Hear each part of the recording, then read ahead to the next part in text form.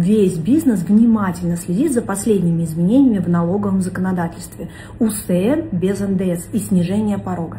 Действующий порог 60 миллионов, когда мы можем не платить НДС, предлагалось снизить до 10. При этом в первом чтении буквально несколько дней назад правительство Российской Федерации отклонило такое изменение, сказав, что это слишком резкий переход для малого бизнеса. И действительно, малый бизнес просто не выдержит такой нагрузки, и ему необходимо время перестроиться.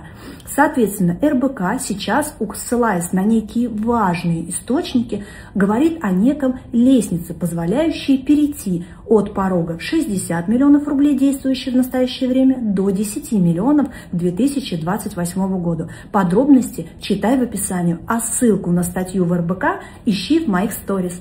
И не забывай подписаться на мой блог, там еще очень много интересного.